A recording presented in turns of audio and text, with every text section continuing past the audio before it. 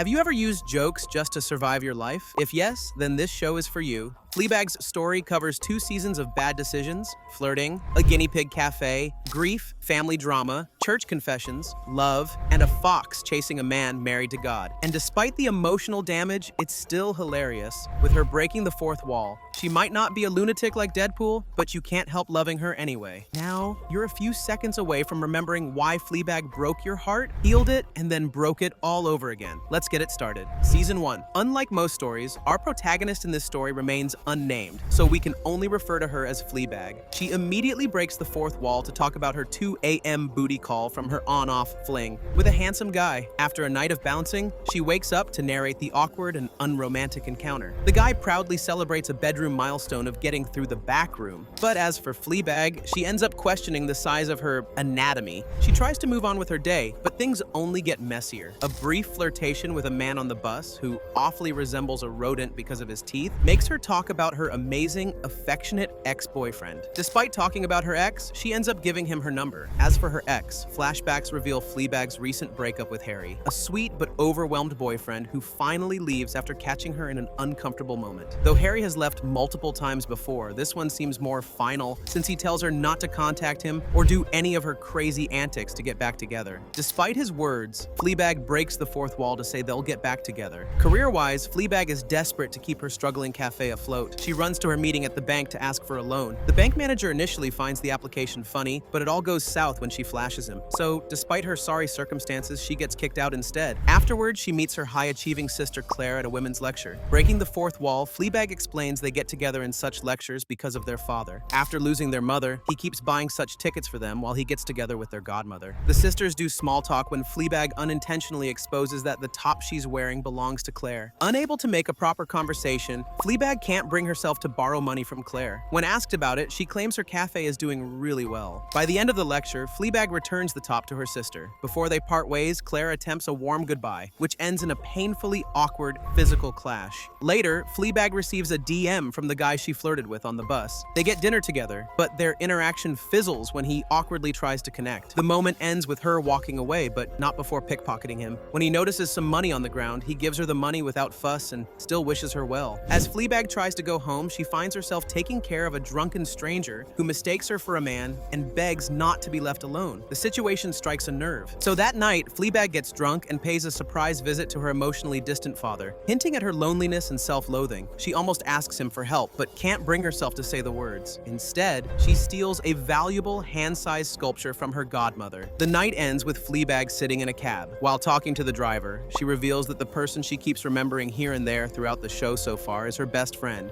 Boo. She's the co-owner of the cafe who accidentally died in an attempt to make her boyfriend feel bad for sleeping with someone else. Another day and life goes on. During Fleabag's commute, the people start acting weird as if they're simultaneously in pain. She watches everyone do this until she breaks the fourth wall to announce her incoming period. Soon, she turns up uninvited at Claire's house, saying she's there to speak with Martin, Claire's awkward and off-putting husband. To talk to him privately, she easily lies about organizing Claire's surprise birthday party for the following week. Though she doesn't want a surprise, Claire still quickly gives them space. Martin gives Fleabag a look, completely unamused at the fact that he now has to organize a surprise party for his wife. Right into business, Fleabag asks for his help selling the sculpture she stole, disguising it as an anonymous art piece. Though reluctant, Martin ends up agreeing when she threatens to reveal his browser history. While he goes out to photograph the statue, Fleabag peeks at his computer and finds something disappointingly tame, an order for a custom necklace. Back at her place, Fleabag finds that everything has been cleaned up. Apparently, Harry always cleans when they break up, and she muses that she might start timing their separations with when the place gets messy. However, she believes they'll still get back together because Harry somehow always leaves a piece of himself in that place. Later, while running errands,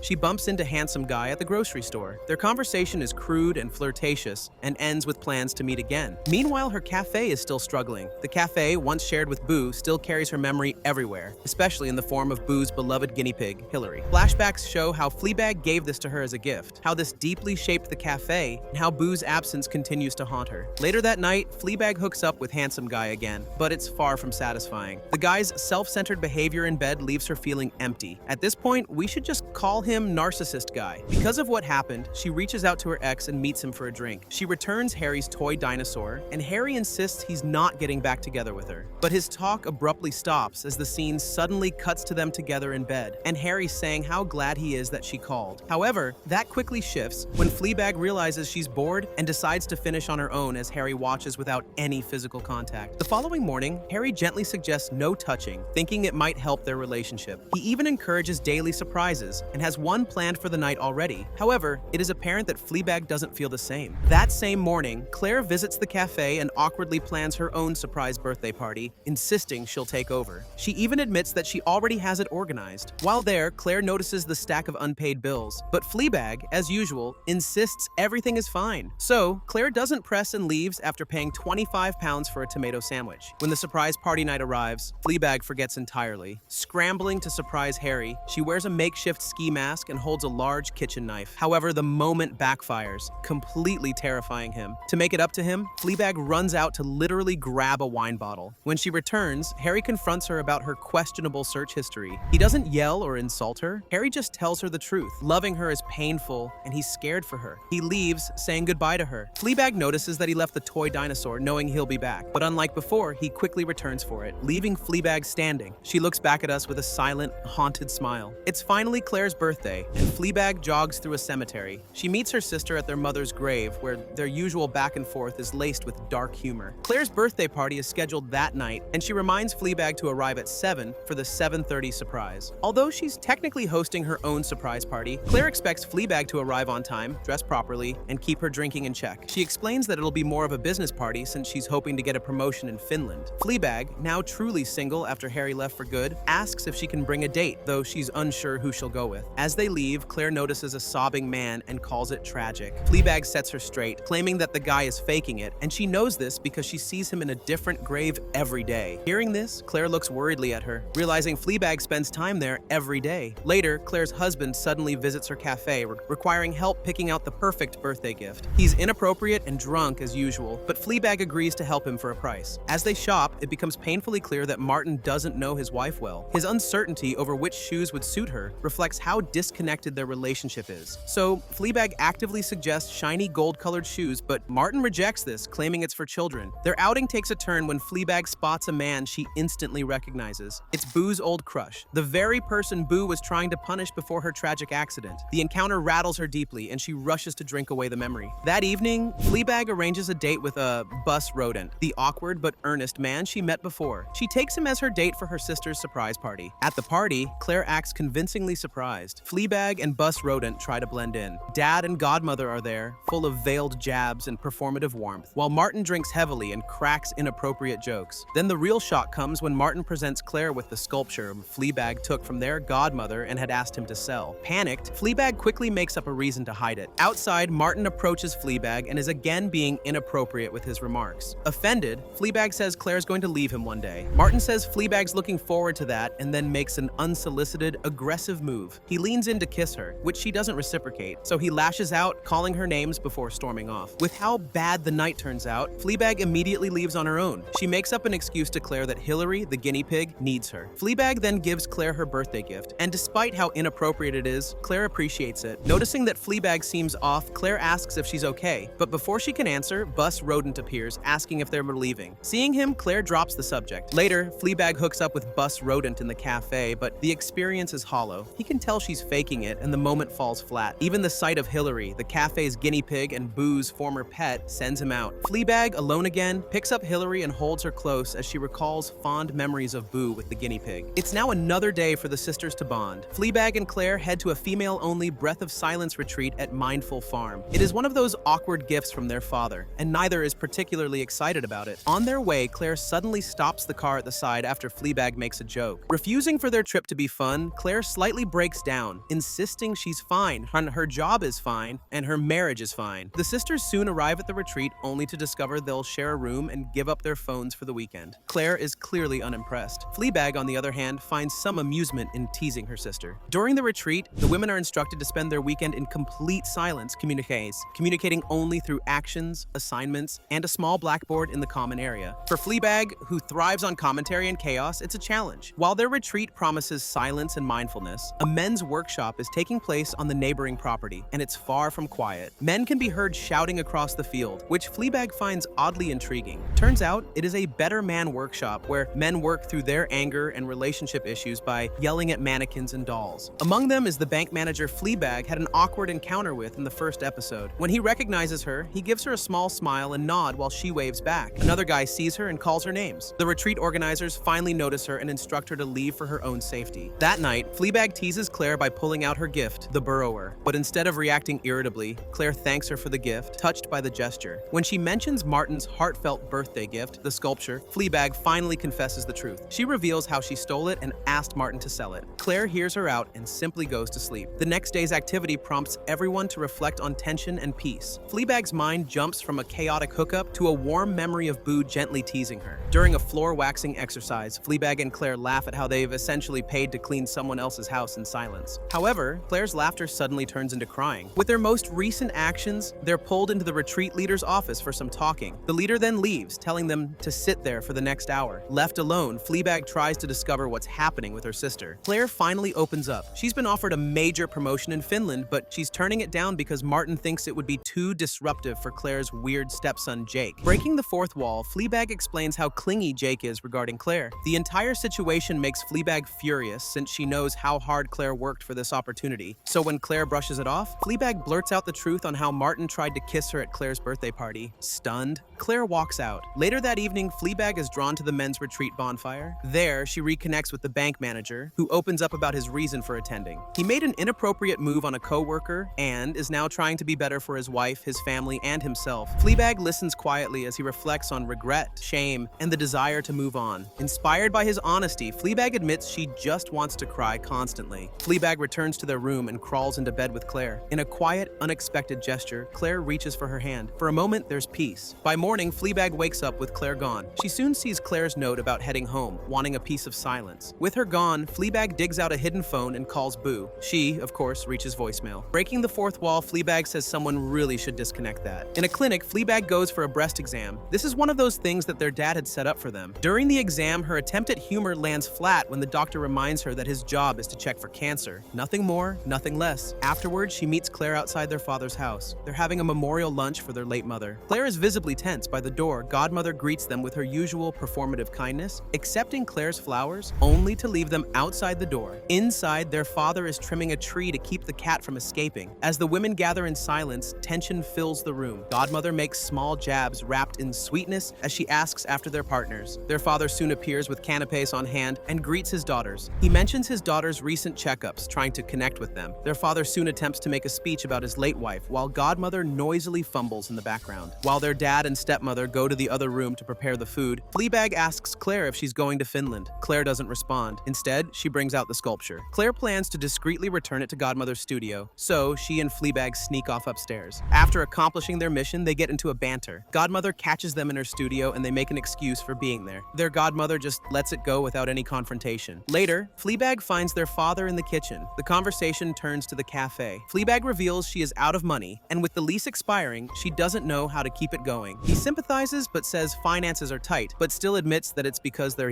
buying a house in France. The contrast is painful, though softened by a rare moment of shared laughter over dropped canapes. Narcissist Guy soon arrives as Fleabag's date. During dinner, their godmother is obviously charmed by how good-looking he is. The conversation shifts to Godmother's upcoming exhibition, an autobiographical show chronicling her sexual journey, including art pieces modeled on her and their father. It's an uncomfortable, wildly inappropriate announcement that leaves the sisters stunned. Out of nowhere, and despite Claire's previous request not to tell others, Fleabag casually announces Claire's Finland promotion to the group. Claire explodes, confessing she turned it down because she couldn't leave her complicated stepson and broken sister behind. Fleabag is stunned and leaves for a moment. Recalling Boo, she is reminded of how her friend helped her admonish herself on her shortcomings by pretending to be her. While there, the cat comes in. Without much thought, she helps the cat get out of the house. Back at dinner, the discussion shifts to Boo and the cafe. Their godmother says Fleabag should just give up on it. This sparks another memory of Boo and how they promised never to let go of the cafe. Later, as the day winds down, Fleabag and Godmother have a quiet showdown in the hallway. Godmother's final jab about their mother pushes Fleabag over the edge, so she shoves her. Her godmother responds responds with a hard slap across the face just as their father enters the hallway. However, no one acknowledges what just happened. Claire makes a quick exit, claiming an upset stomach. Fleabag follows, and as they leave, there's one more awkward moment with Godmother. Fleabag assures her she'll attend the exhibition. Narcissist Guy appears again, oblivious to the chaos. Before Fleabag leaves, Claire pulls her aside. She tells Fleabag that she'll leave Martin, give her the money to save her cafe, and take the Finland job. As if that wasn't enough, Claire also reveals she took the sculpture on her way out. For the first time in a long time, the sisters share a real hug. After that, they part. Fleabag rides away on Narcissist Guy's motorcycle, while Felicity the cat walks by, finally free. Like any other date with Narcissist Guy, it ends with a hookup. In the middle of it, things unexpectedly stall. Breaking the fourth wall, she even jokes that this happens when a guy is falling in love. The next morning, a simple pencil triggers a memory of Boo holding their pet guinea pig. Fleabag had once told her about a boy sent to juvie for abusing a hamster, and Boo's gentle response was that sad people do sad things. She even wisely says that an eraser exists because people make mistakes. It's a flash of kindness from the past, a warmth that's long gone now. Back in the present, Narcissist Guy tries to talk about last night. She awkwardly reassures him,